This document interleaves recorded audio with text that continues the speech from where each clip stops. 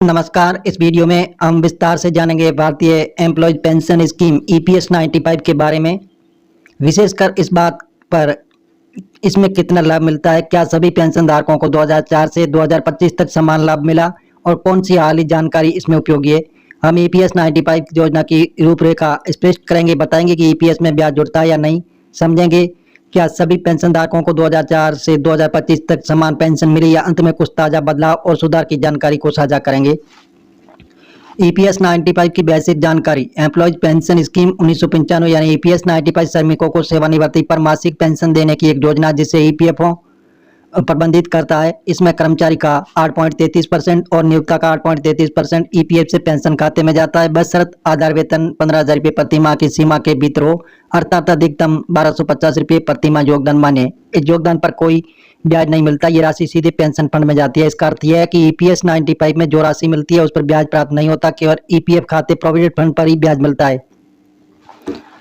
Pension की गणना का तरीका, स्कीम फॉर्मूला दिखाते हैं। पेंशन की गणना का सरल फॉर्मूला है कि ईपीएस 95 और पेंशन योग्य वेतन सेवा इंटू भाग 70।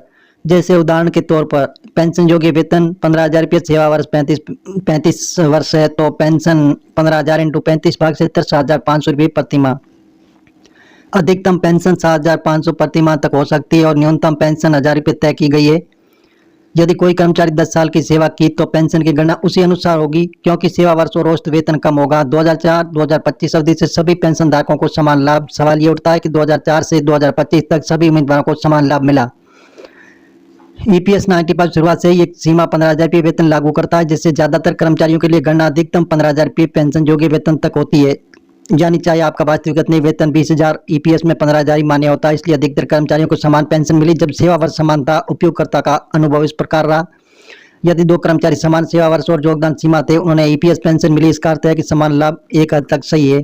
ब्याज नहीं प्रक्रियाओं को जाने और इसको ध्यान दें कि ईपीएस 95 के योगदान पर ब्याज नहीं मिलता, केवल ईपीएफ खाता जिसमें 12% योगदान होता है और ब्याज मिलता। ईपीएस खंड शामिल नहीं होता है। हाल ही में सुधार सीपीएस की जानकारी।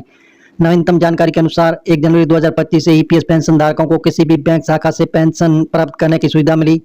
ईपीएफओ ने सीपीएस को लागू किया, जिसके तहत पेंशन किसी भी बैंक शाखा से प्राप्त की जाती है बिना पीपीओ ट्रांसफर की बाध्यता। यह सुविधा 78 लाख से अधिक पेंशन धारक 7.8 मिलियन को फायदा पहुंचाती है।